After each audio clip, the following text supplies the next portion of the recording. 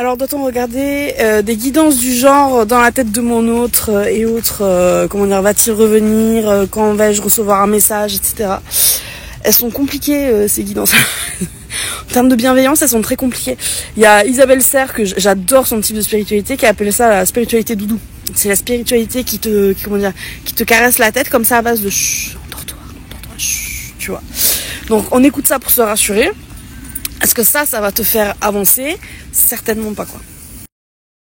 Et pourquoi? Parce que tout ça, c'est de la salive des pensées pour parler des probables pensées de ton autre. Sauf que des pensées, c'est intéressant pour la personne qui les pense, pas pour les autres, tu vois. Imagine si je te dis, ton patron pense à te payer, mais il le fait pas. Tes proches pensent à te souhaiter ton anniversaire, mais ils le font pas.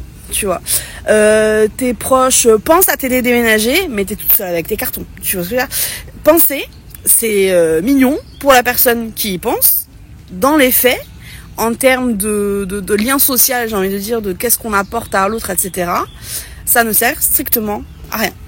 Ça ne vaut rien, si tu veux, tu vois.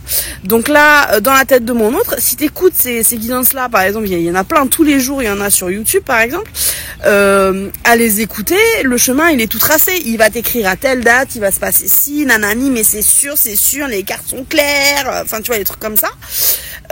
Dans les faits, t'es toujours là. T'es toujours là et personne n'a bougé. Parce que dans les faits, si une pensée n'est pas transcrite dans un acte, elle ne sert à rien entre deux personnes. Elle ne sert que à alimenter ce qui se passe dans la tête de la personne qui les ressent. Elle n'a pas d'autre valeur que ça, elle n'a pas d'autre mission que ça. Tu vois ce que je veux dire?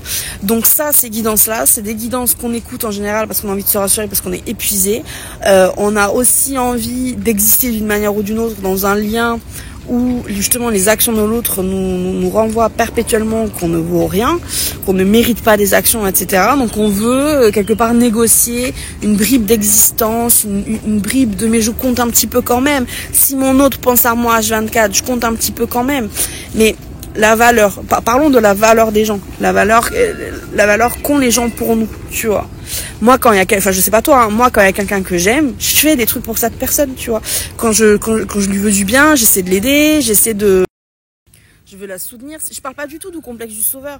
Je parle juste d'être présent dans la vie de l'autre. C'est-à-dire, imagine, mais ça, sors-toi du concept de relation karmique, FG, etc.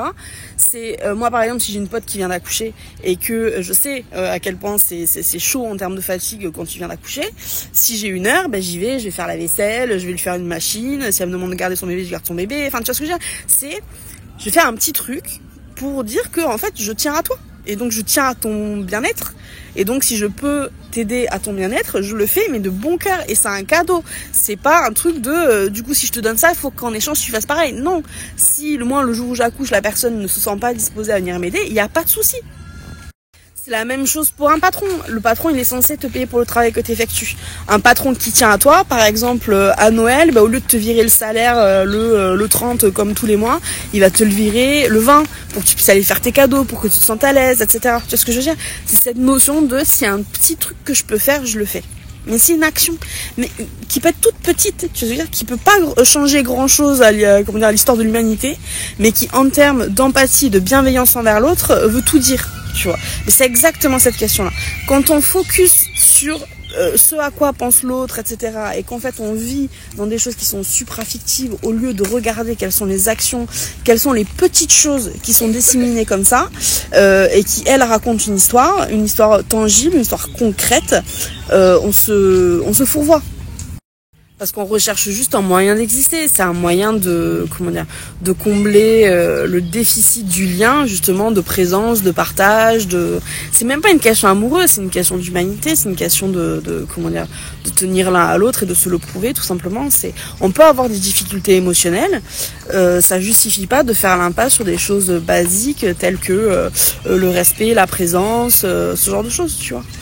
Et le problème, c'est que quand on focus sur ce genre de guidance, on oublie ça.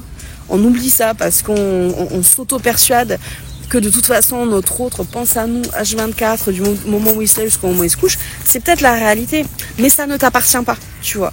Donc, quelque part, t'es en train de faire le ménage chez lui au lieu de faire le ménage chez toi. Voilà, donc c'est de la spiritualité doudou. Parfois, on a besoin de se rassurer, c'est aussi humain et il n'y a pas de souci. Faut juste arriver à à mettre un terme à ça et dire là j'ai pas besoin d'être rassurée, j'ai envie d'avancer. Donc je veux avancer, du coup j'arrête.